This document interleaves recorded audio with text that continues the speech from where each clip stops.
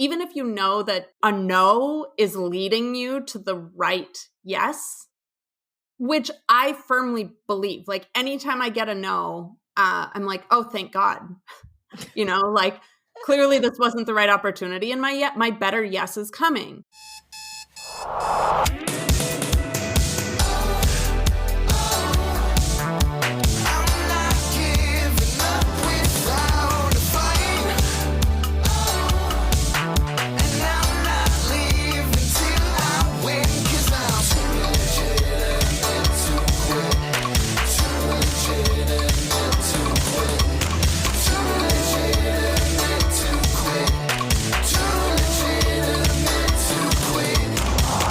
Welcome to Too Legitimate to Quit. Instantly actionable small business strategies with a pop culture spin. I am your host, Annie P. Ruggles, and my guest today is the phenomenal Bri Seeley. I will get to my interview with Bri in just 1 second, but first I want to make sure that you know that my brand new sales strategy novella, The Coach Who Would Not Sell, is available right stinking now for you for free at sellcoachsell.com. I've been told it's part folktale, part nightmare, part stand-up comedy routine, and a whole lot of strategy. So yeah, if that intrigues you and entices you, head on over to sellcoachsell.com and enter the code Bri sent you. Now, let's talk about Bri. Bri Seeley, aka the Entrepreneur Coach, believes that entrepreneurship is the way to create unlimited wealth and freedom. Bri works with both established and emerging female entrepreneurs to create highly profitable businesses through consistent revenue creation. Whether you're ready to make your first dollar or your first million, the Entrepreneur Coach Bri Seeley will help you to create long-term sustainable success on your terms. You may have seen Bri winning awards such as the Top Entrepreneur Coach on Google or any other number of press outlets such as Good Morning America, The Today Show, Forbes, Entrepreneur, Women's Health, and more. Bri Seeley, for the first time ever, listeners, it's going to be a real treat because we just switched pop culture topics like 2 freckles ago because this brilliant goddess here showed up in an Elton John hoodie and we were like, okay, well, it's a sign, people. It's a sign. But before we get to the utter magnificence of branding, talent, and genius that is Sir Elton John, I want to hear from this genius first. Hey, Bri, what do small business owners need to focus on this week? So, and I say this because this is a trap I have fallen into many times over 15 years of entrepreneurship as well, is getting into, like, we tend to go for the bottom fruit, right? We tend to go for like what's easiest to get done today rather than going after the big, bold, audacious, revenue generating activities. And so if there's one thing I can encourage small business owners into today, tomorrow, the day after, next week, the week after, the month after, the quarter after, the year after, literally all the things forever, is to really, truly start prioritizing big, bold, revenue generating activities in their business. Gosh, I love that. The way that I see this show up, and again, I say this because I did this as well, is the roller coaster of inconsistent income, right? Like you take a few actions, you start making money in your business and you think it's just going to coast. So you stop taking those big, bold revenue generating actions and then you stop coasting and the roller coaster goes down. And then you panic and you got to pick it back up again, right? And then you have to take all that momentum to get back to the place where the revenue's coming in. Whereas if you just consistently did 1 to 2 big, bold revenue generating actions a day, you wouldn't have to have that dip and then the high and then the low. It's a terrible cycle. And again, like I said, I've done it. All my clients do it. Like every entrepreneur that comes to me, I swear, does it. And there's a really easy fix for it.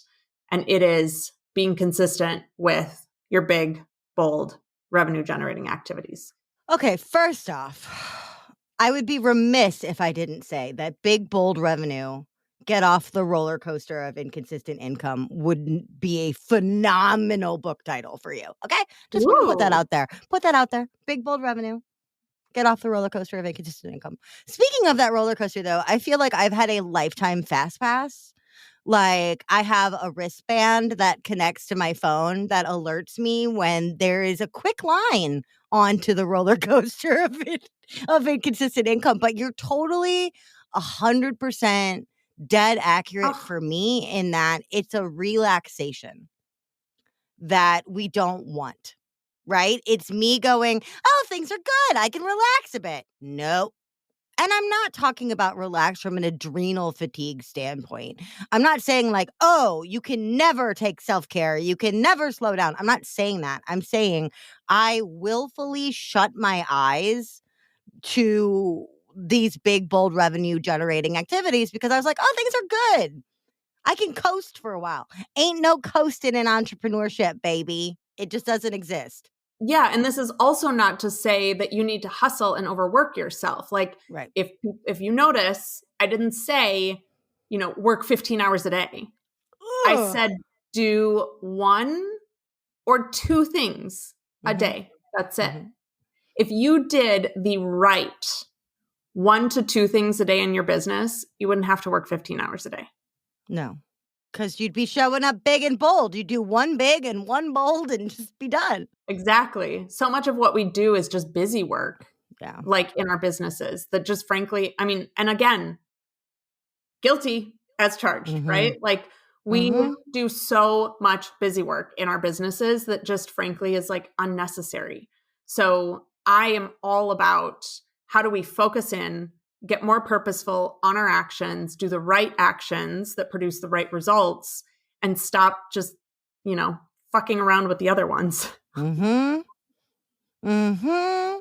Right? Because that's the same thing too. Is like there is essential admin stuff that must occur. And whether you delegate it, whether you have the team in place or the funds in place to delegate it or not, there are some things that are just non-negotiable. Cost of doing business, do the work, hush your butt and just do your job. But I know that when I'm on that roller coaster and I start to feel panicky, one of the things I'll do to soothe myself is admin that does not matter. Like it's kind of like I have OCD. And so one of the things I'll do when I'm not feeling well is I'll reorganize my record collection as like one of my grounding techniques. I'll do the same thing in my business though. I'll like reorganize a spreadsheet I'm not even using and be like, "Oh, I did something." And I'm like, "What did I do? Did I take a big, bold revenue generating action? No. I sorted a spreadsheet and color coded it, even though that affects no one, right? Like, come on. So I love your emphasis on, in addition to the bullshit admin that we all have to do, like, don't go for the mundane, boring, cookie cutter, boilerplate marketing. Like, get after it. And I think it's so lovely that we're talking about this right now because you yourself just leveled up in a massive way by adding the title TED speaker to your incredibly impressive resume. So, how tell us a little bit. I mean, for a lot of us, that TED label is something that is like the sexiest thing we could imagine, but there's a phenomenal amount of work that goes into that and planning and prep and mindset and everything else. So high on the whirlwind tour of your own TED adventure.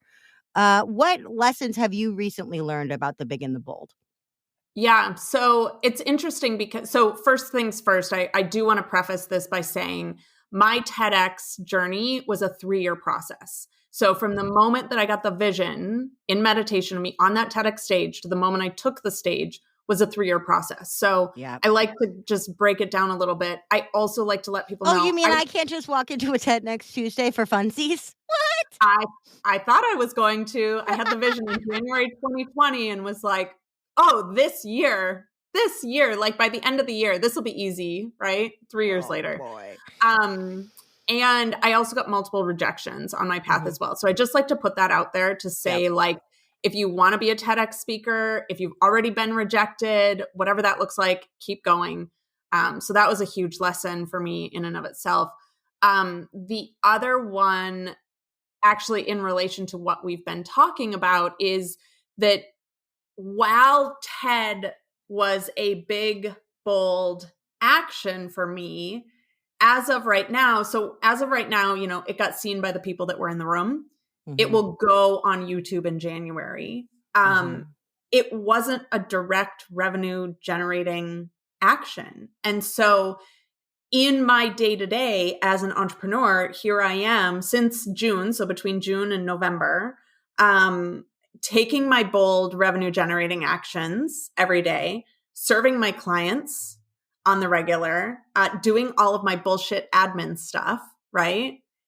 And writing, practicing, delivering a TED Talk, right? So for me, the TED Talk, it should and it will generate revenue for me eventually, just like not now revenue, right? So I was still having to take all of the big now revenue action concurrently with taking the big, bold, you know, elevating my stature, whatever stuff. So, you know, there's a lot when you decide to go big and bold in your business like this, there's a lot. And then, as you know, at the same time, I'm also starting a women's conference too, right? So I have so many things on my plate, and that still doesn't mean that I get to coast and just assume that money's going to come in. I will tell you, I tried coasting over the last 5 months. Didn't work. Not great results, right? So it's, for me, it's really about sitting down each week. And I'm a master of like paper planner, digital calendar, all the things. I schedule in it says in my calendar, money sign. And then it literally says money. And then it has money sign. And it is in my calendar every day, because if it's not, I don't do it. And then, you know, I get back on that roller coaster with you, like the fast pass, right? So, and I was scheduling in too. I had to schedule in my TEDx practices, because if I didn't schedule them in, I wasn't practicing.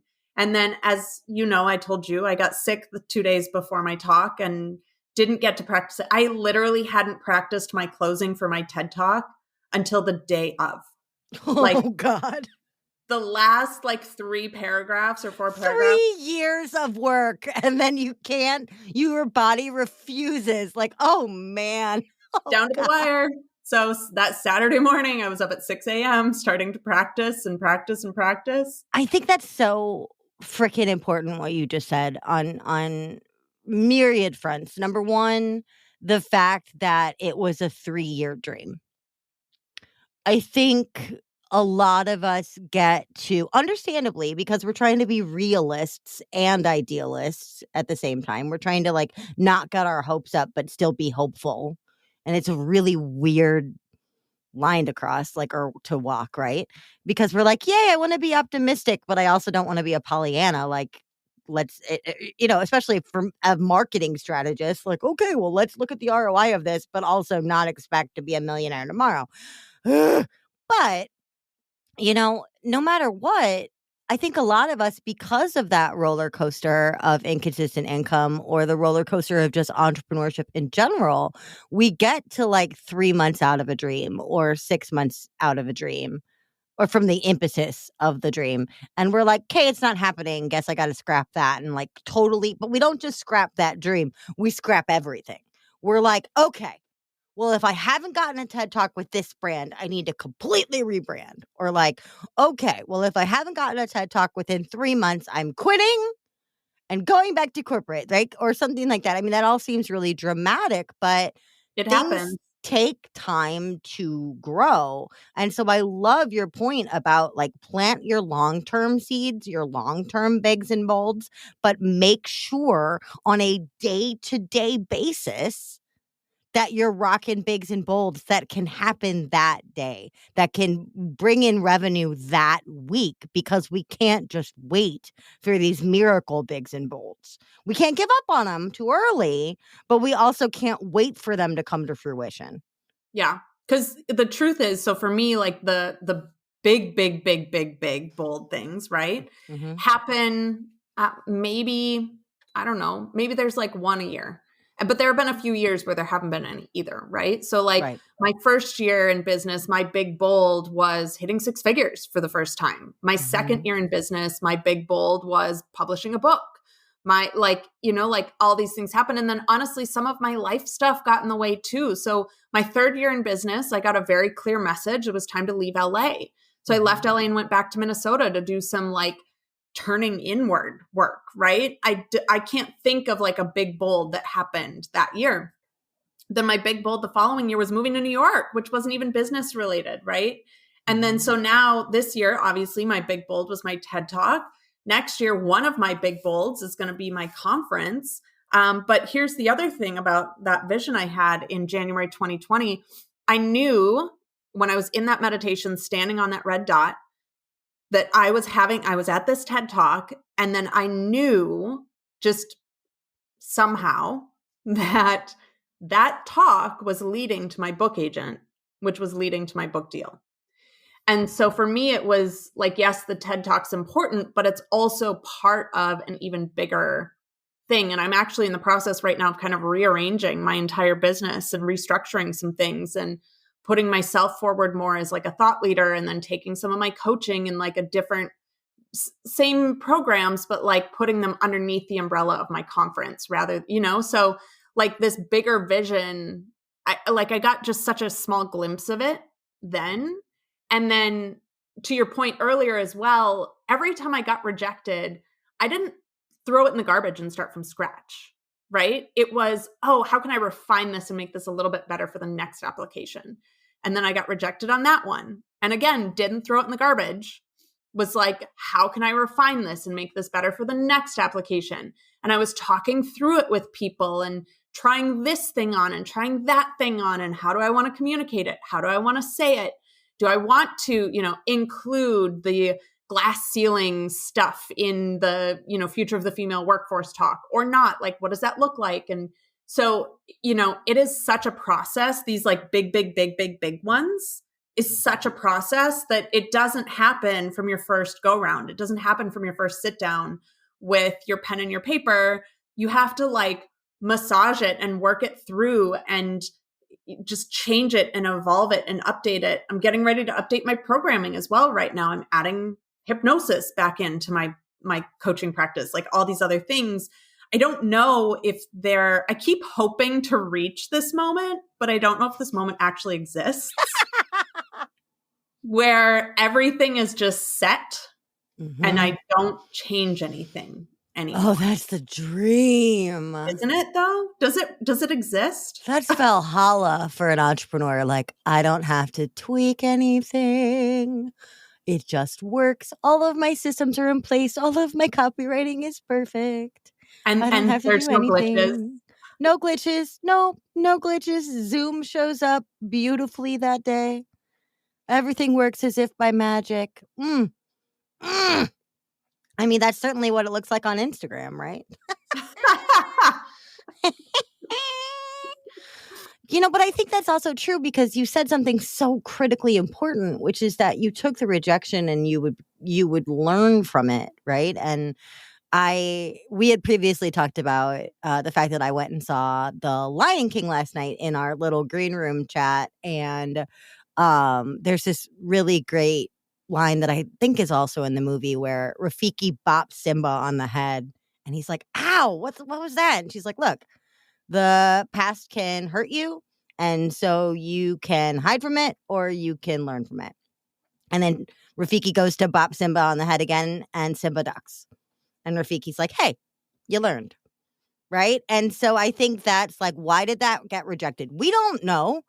They don't send you an email saying, "Dear Ms. Seeley, thank you for your application. We are rejecting you for the following 12 points." They don't tell you that. They're just like, "No, we're going in a different direction. Thanks for applying, better luck next time. Like, that's all you get. So to take it on yourself and go, what can be improved here? What can I glean from this? And not beat yourself up, even though the rejection hurts, even though it stings, to take that sting and improve because of it is so hard and so essential, but it also makes the act of getting rejected feel purposeful, right? If we're evolving with each rejection, we are more likely to not get rejected in the future, but also more likely to get rejected for bigger things because we're taking bigger leaps. What is your method, or what has been your method for feeling your feels but not dwelling in them?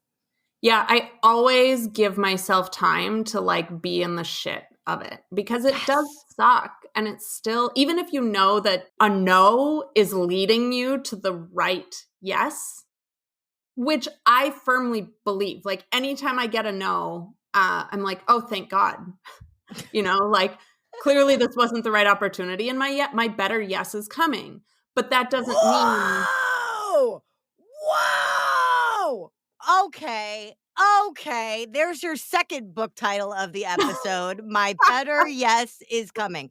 I just need to hire you as my marketing manager, apparently. I mean, hi, I'm here. But my better yes is coming. I'm so sorry you were on this like beautiful thing, but I just had to derail us because that is deep as shit. Your better yes is coming.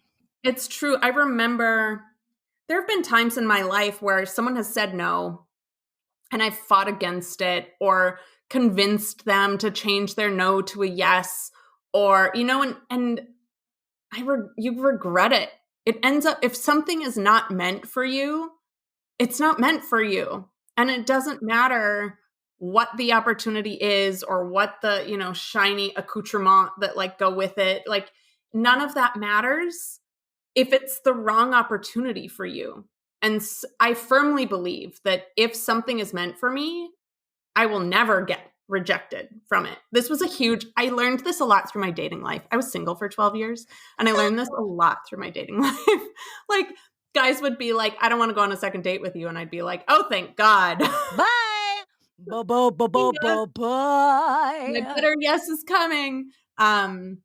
But it is important to have that perspective. And at the same time, and I think this is where people struggle, you don't want to bypass those feelings of grief. You don't want to overlook the fact that you're feeling sad about getting a no. Even if the opportunity wasn't meant for you, it can still be sad to get that no. So it's really important to hold space. And, oftentimes I'll give myself like an episode of Netflix on the couch or, a afternoon nap or something to just like wallow like a little bit. And then I get my ass back up and start working towards that yes again. And so, I don't think it's an either or conversation. I think both need to coexist. But yeah, it's like holding space for that grief while also having that, like we were talking about earlier, that hope and that faith that what we're going after is still possible for us. It just looks maybe a little different than we thought it was going to look. Yes, that grief hope dance. Oh, gosh. But that's what it is, right? It's that constant putting yourself out there, waiting to see what happens, rolling with the punches and picking yourself back up. I love that you've gotten it down to a nap or a episode of something. I normally need a little bit more time. In my original work fam, the people that have been with me since like 2011, we use a motto, or we use a system designed by our dear friend Desiree Wolf, who is the host of the Slightly Unfiltered podcast, who is amazing. And we basically call it the 24-hour Desiree day.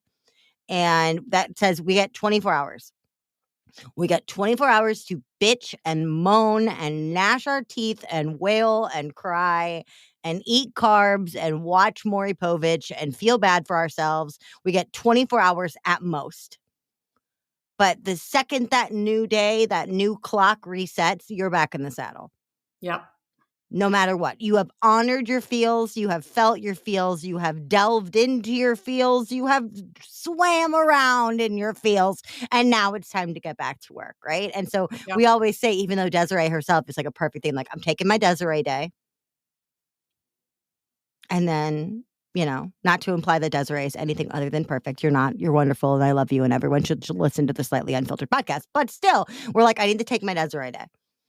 I need to take my full 24 hours and kind of deal with that. But, sometimes you set out to have a Desiree day, and then in about an hour, you're like, oh, I feel okay.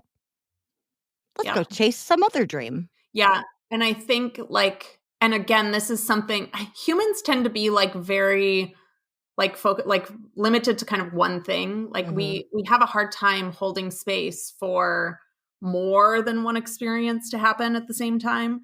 And so I think one of the things I do that's one of my strengths finders is being a visionary or futuristic. That's always been one of my strengths is future pacing, which can also be a detriment. But one of the all things strength finders' strengths can also be a detriment. Okay, there's another book, The Dark Side of Strength Finders. I'm gonna be so busy writing, Annie. What are you doing? You got 3 books. You got 3 books. I can't help it. They're just falling out of your mouth. I let myself be where I am in that moment, but I also still have to hold the space for that bigger vision, right? And it's not to say I know how the bigger vision is going to happen. I didn't know how this TED Talk was going to come about. As it turns out, the woman that runs this TED Talk is a former client of mine. And so she was the one that she was like, get your application in, I had no idea. I didn't even know who she was 2 years prior.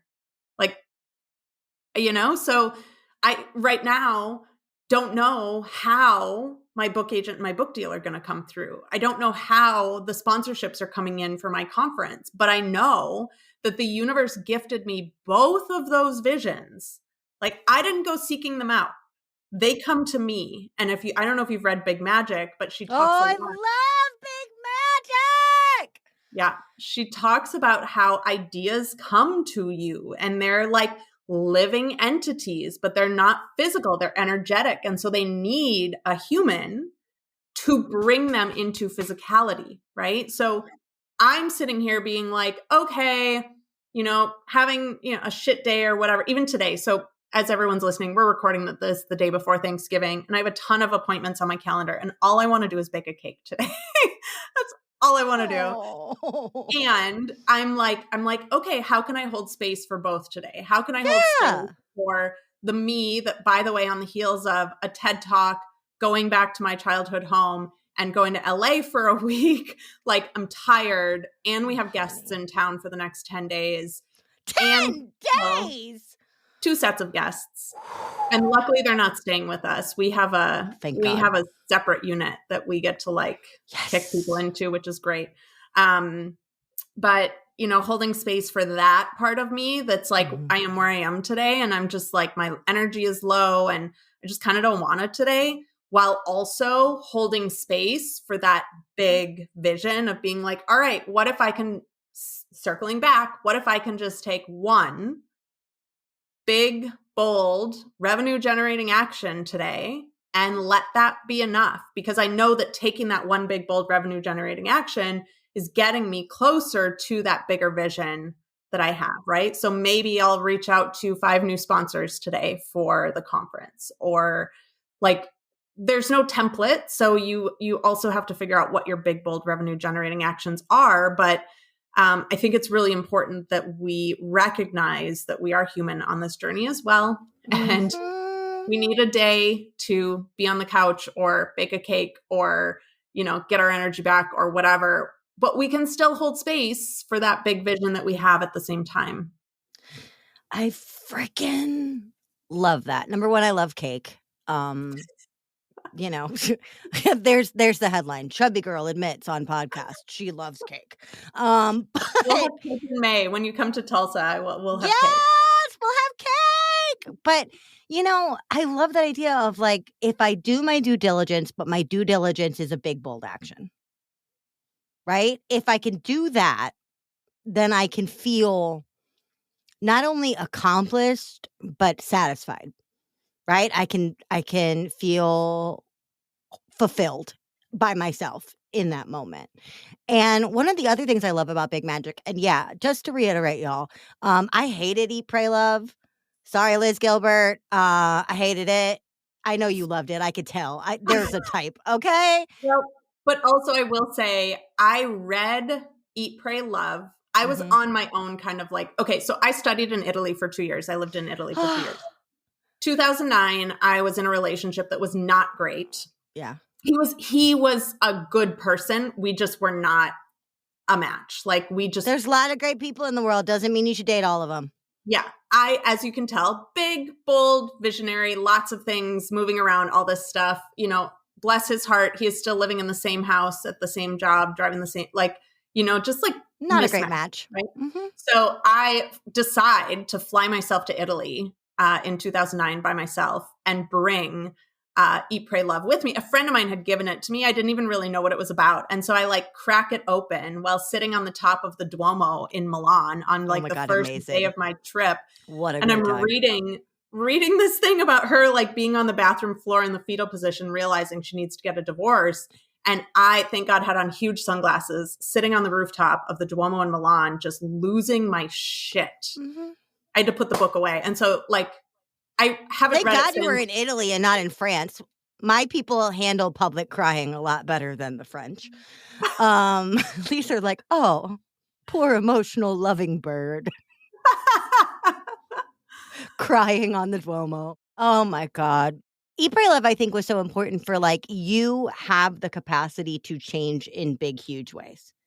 Right. And then I really loved Eat and I really loved Love, but I did not like Pray. And I think that's because right when the book came out, I was this really intense secular Buddhist. And I was like, she's doing India wrong. And I'm like, okay, white girl, why don't you bitch some more that another white girl's doing India wrong? Right. But when Big Magic came out, it just proved that big, bold action is not just about travel, although travel can be a big part of it. It's not just about getting a divorce, although, getting out of a toxic situation may be right for you. But action and magic and energy and activity and opportunity is freaking everywhere. And it is a living, energetic thing that is looking for a host. And not only if you capture it, it will be yours. And if you breathe life into it, it will do wonderful things with and for you. But at the same point, we've all had the experience where we look at somebody else and we go, what? That was my idea. How come they got my idea? Why are they rocking my big thing? And it's like, well, according to Big Magic, you didn't show that spark the fire it needed. You didn't breathe into that flame, so somebody else did. And I think, not that I want all the listeners to walk around in idea and intellectual property paranoia all the time. That's not what it's about. But there is something about, if you're feeling called to something big and bold, do not wait. Do not, because somebody else will just rush on in, right? Just don't wait. Oh my gosh, no one can see me, but I'm literally freaking out right now because I've been sitting here stressing. We switched the topic at the last minute, right? I've been sitting here stressing, being like, how the fuck are we going to tie this into Elton John? Oh my God, I don't do it. Oh my God, this is exactly why I love Elton John. Why I love him so much. He is literally, to me, I'm getting goosebumps as I'm saying this. He, to me, is the clearest channel of divine inspiration that I think I've ever encountered in my life, right? And now we don't know fully his process and we don't know all these things, whatever, but I started listening to him when I was in the womb. My mom owns all of his vinyls. It was my childhood. I've listened to Elton John since before I was born. And so I always loved him, and I always have known all the music, even the obscure ones, right?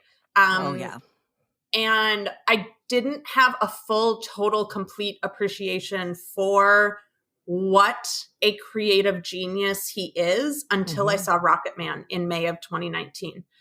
And the fact that this guy that he randomly met in a coffee shop can hand him a piece of paper filled with words, and he can literally take that piece of paper filled with words and sit down at a musical instrument and just like start, plunking away and like create a full finished song. And not only a full finished song, right?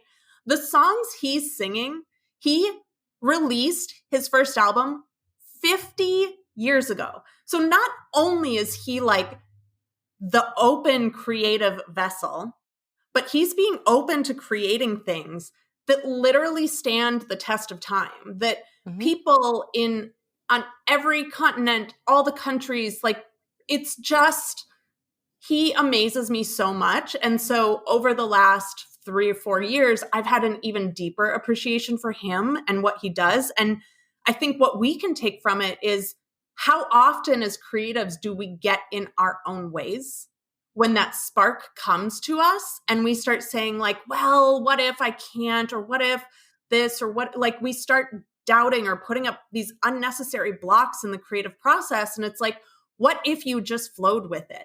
What if you took that sheet of paper with words on it and just sat down and turned it into a masterpiece without expectation, without pressure? Like just the way that he creates and works and continues to, right? He just started this whole he did a thing with Dua Lipa and Britney Spears and Brandy Carlisle and like all these, I mean, he's the epitome of a genius. So I was at his show, in not his final show, but second to final show in LA.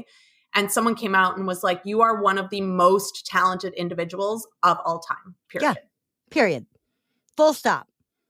Cannot be argued because 50 years. I mean, I always try to put these episodes into some kind of a playlist, and like I can't put him in legitimate 70s, 80s, 90s, thousands, nowsans because he's been here the whole time. If I put him in one, I'd have to put him in all, because how would I argue? I'd be like, oh, well, I guess in the 90s, excuse me, The Lion King came out in 1994. So like you can't discount you can't even discount a decade of Elton John. You can't discount a single year. He's always doing something momentous, even if it's mourning Princess Diana. I mean, even Candle in the Wind became a huge new resurgence when his friend died. He's so inspiring, he can't turn it off. He had a brand new album. So the first concert I saw him in was in 1992. And it was because it was on the heels of his new album. I don't remember what it was called. I think the single that came out was the one. It was a black album with like kind of a frame and him in the middle. So anyways, yeah, he's never stopped. And he just fucking amazes me. And it's just his creative ability. Because then I'm like, how can I do this in my life and business? How can I let myself, even developing the TED Talk, starting to work on my book, all these things, I get in my way so goddamn much. How can I take more inspiration from Elton John and just be the channel for the spark that's coming to me? Ooh, yes. Be the channel. There's my next book title, Be the Channel. Right, there's the fourth one. We're just falling out of you, right? And dedicated to Elton John. But, Elton John and Annie. Oh, I'm fine with that. Yeah, I mean, what a combo, right? But and when you are the channel, it's not like you lose yourself in that channeling. Like Elton becomes more Elton each and every time he allows himself to be. Right? And so it's not like, well, if I focus too much on my work, I'll lose myself in my work. No. If you are the channel and you're really showing up and you're taking your bigs and bolds and you're honoring yourself in the process, then it makes your brand stronger, not more diluted, right? Absolutely. Absolutely. I mean, yeah.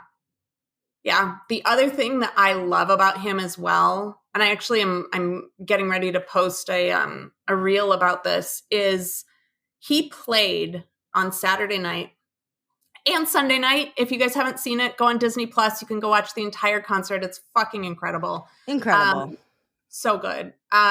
He played those songs like he hadn't already played them a million times before. Yes. Oh, that is such a big point. So, for example, I'm not comparing the two. I'm not putting them in the same buckets, but I saw Hanson perform. I was a total Hanson fan in the 90s. I'm the only person I know that knows the second verse to Bop, so I'm right here with you, darling. I know the entire album, let's be honest. There you go. There you go. And in the spirit of Christmas, if anyone's looking, I swear to God, Hanson's first Christmas album is the best Christmas album of all time. It came on last night as we were driving, and I was like, best album of all time. So good. So good. Learn something new every day. I know. I saw them perform it was called String Theory. I think they toured around the country and they partnered up with symphonies and orchestras in every single city they went to. So I saw them in Minneapolis. I saw them in Minneapolis with the Minneapolis Symphony or Orchestra or whatever, right?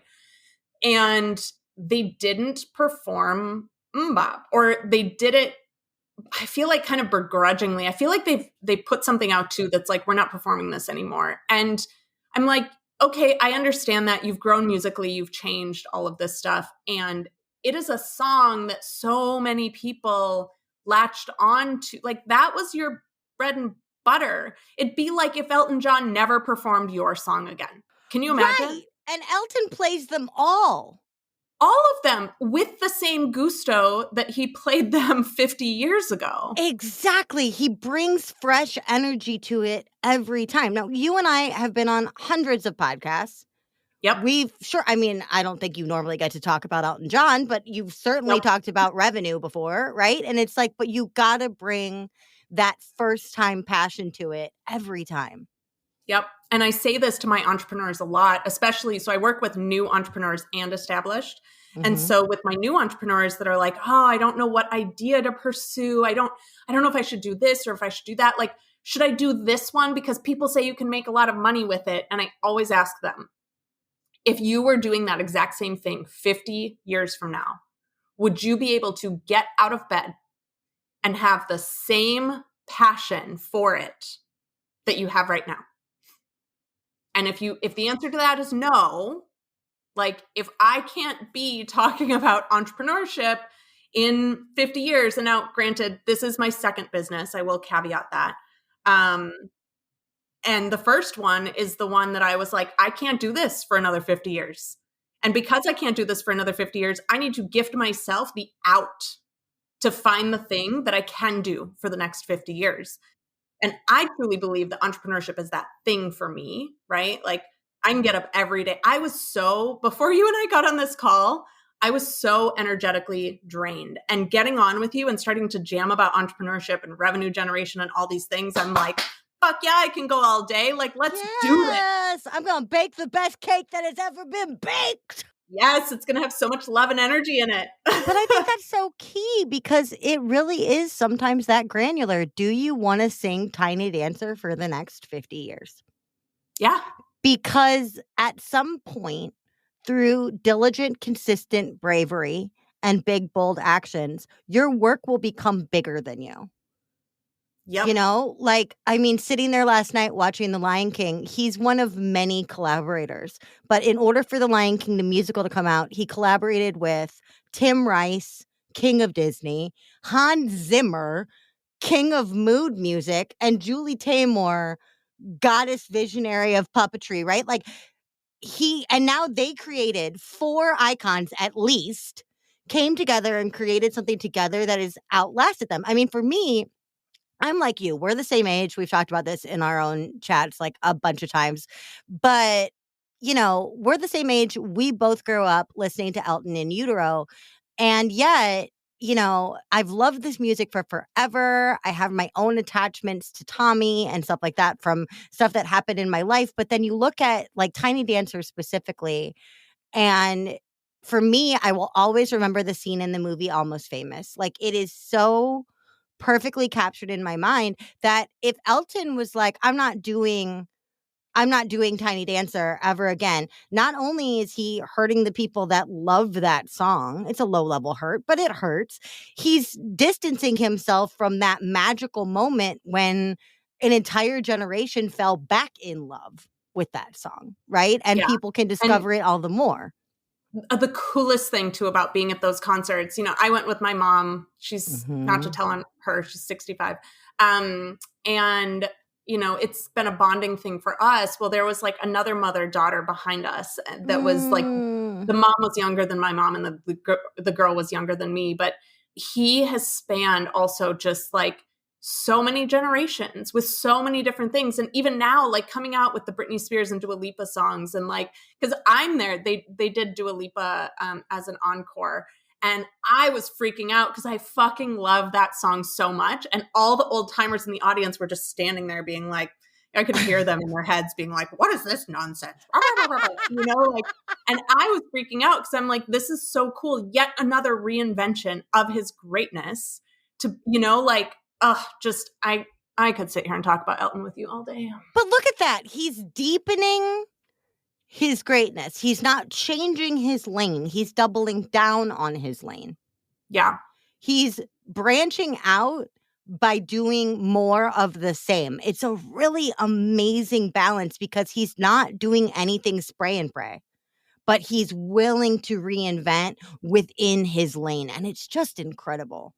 Yep. I mean, even things incredible. Too, you might think that this is like a complete deviation, but he's come out with an entire eyeglass collection now, which is so cool because for me, I'm like, oh, that was totally his thing in the sense, like that's his thing. And so he's also, in terms of like revenue streams, very smart, branching out and not just relying on, because obviously his ticket sales are going away. He's not touring anymore, ever, at all. He's done. No more ticket sales. So how smartly as a business person are you going to start supplementing more of that revenue, that income, right? So like I said, he has so many things about him, his creative genius, his business acumen, like his journey. Just, if anyone has not seen it, please gift yourself the opportunity to watch Rocket Man. It is, I know some people are like, I don't like biopics. It's just trust me. It's Elton John. How could it be bad? You can text me later and thank me. Like, it is not a traditional. I just met with a friend this weekend and he was like, I watched it finally because you recommended it. And he's like, I hate those kinds of movies. And this was the first time, he's in film. He's like, this is the first time I watched one where I was like, that's how I would have done it. Well, because it's not just about the man, it's about the creative process. And it's really a movie about possibility. Yeah. So good. So good. If you're as much of a fan of me, his book is also tremendous. Well, listen, you got a cake to bake. I do. So I got 2 more questions for you, and then I promise I'll release you back to your day. So this is going to be a toughie. Sometimes my little pop culture question is a little, nice little puff piece question. This is not that. This is going to be a thinker. So get ready. Right. But you've dropped 4 book titles, so I think you're fired up and ready. So here we go. Your next big bold. Let's make this for your conference in May. You decide that every time you come onto the stage, an Elton song is going to bring you up. What is your platform rallying cry Elton song? You get 1 song. What do you pick? Oh, it's so hard because no, never mind. So some of my favorite Elton Johns are some of the slower ones, but the one that when we saw him in 2019, I'm going to start crying right now talking about it. Do it. I burst out in tears when I came on and when he started singing it, and I'm Still Standing. And, not everyone knows all the ins and outs that go into being an entrepreneur and the things like even in my childhood that I've faced, like I've had some deep fucking trauma. And when that song came on in 2019, I think I'd kind of overlooked it in the past, but when it came on in 2019, I was like, you know what? I am still fucking standing. Like, and I'm so proud of myself. I was not expecting to cry. Hey, I make all kinds of people cry. So you're in great company. Don't worry about it. I mean, it is. And when I hear that song now, I'm like, every time I hear it now, I'm like, I'm so proud of myself because there were so many moments on my journey when I could have quit and thrown in the towel and just walked away and on various levels. And I'm not. Like, I still keep showing up even on the hard days. And I'm immensely proud of myself for that. And so that song to me is just like, I'm still fucking here because I've chosen to be here and because I've been tenacious. And I'm just really proud of myself for that. So, well, and that's the thing is pride fuels tenacity. If we don't stop to celebrate ourselves, if we don't stop to honor ourselves, if we don't stop to say, hey, I took a chance and it didn't work out, but I put myself in the game, then tenacity is hard because it's baseless, right? We're not giving ourselves the fuel, but I love that. And I love that song. And I love that you cried. Thank you for sharing your beautiful vulnerability with us. So now that we're on that touchy-feely note, if our listeners out there are desperate to get in touch with you, which they should be, and they're not going to wait for those 4 books that are forthcoming now, what is the best way for our listeners to start a conversation and come into your world?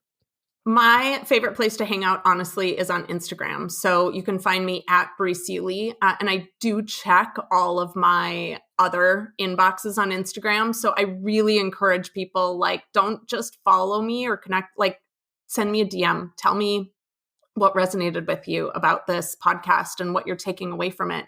I like to have conversations with people. Social media is not a one-way street for me. So come find me on Instagram. And please send me a DM. Let me know that you saw me or heard me here, and let's chat. I am so honored and delighted to have had this conversation with you today, to talk about an artist I love, to pick your brain, which is a brain I love, and to just share this day before Thanksgiving with you. So, Bri, thank you so much for being my guest today. Thank you so much for having me. Y'all, I will be back in just a second with my final thought and your homework for this week.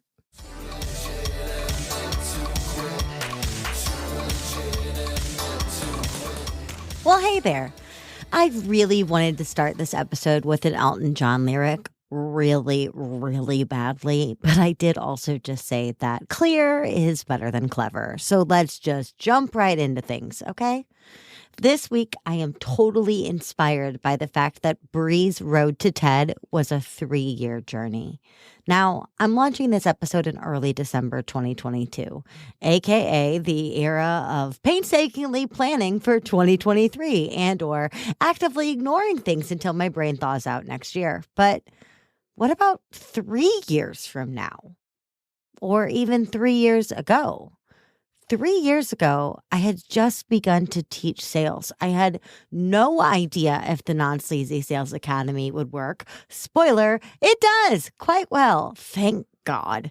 This podcast, now 100 episodes old, wasn't even a twinkle in my eye. I didn't even know 90 at least of the people I wound up interviewing. It's not that I got here by accident, really, because I worked so hard every single day of those 3 years. But what I created wasn't actually all that intentional. What if I had had a beacon like Bri did to drive toward, or to focus on when shiz got rough, or, to just cling to? What would have changed for me? I don't want to make that mistake again. Or I shouldn't say mistake. Misstep. So let's fix it. 3 years from now, we'll be ending 2025. I'll be 43. You'll be older too. Damn it, that's a Beatles lyric, not Elton. Anyway, what's a goal worthy of 3 years of your life? It has to be 3 times bigger than your annual hope or wish or aim. We have 3 whole years to pull this off. Move a damn mountain if you must, but aim big and bold and for something that would make you so damn proud to walk around in your skin. Your homework this week is to brainstorm and not hold back, nor kick your own ass when you look at the last 3 years. You did whatever you did to get you here, and you got as far as you got, and that's exactly enough. So look on forward. The sky is the limit. 3 years. Where will you be?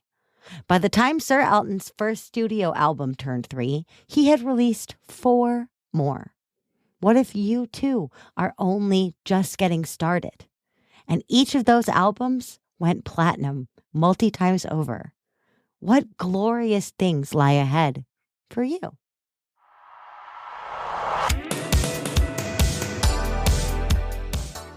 Hey, thanks for listening. If this episode kept you laughing and learning, I have 2 requests for you. First, make sure you hit that subscribe or follow button, depending on your platform, so you never miss an episode. And also, more importantly, if you are looking for support, inspiration, networking, collaborations, or just a chance to hang out with me, Annie P. Ruggles, and our fantastic guests, make sure that you are a member of our LinkedIn community, The Legitimati. It is a weird and wonderful place. I can't even believe it's on LinkedIn, and we want you there. You'll find the link in the show notes. Big shout out, as always, to the fabulous dudes who helped me make this show. My producer and editor, Andrew Sims of Hypable Impact. My theme composer, Riley Horbasio. And my show art creator, Francois Vigneault. See you next time.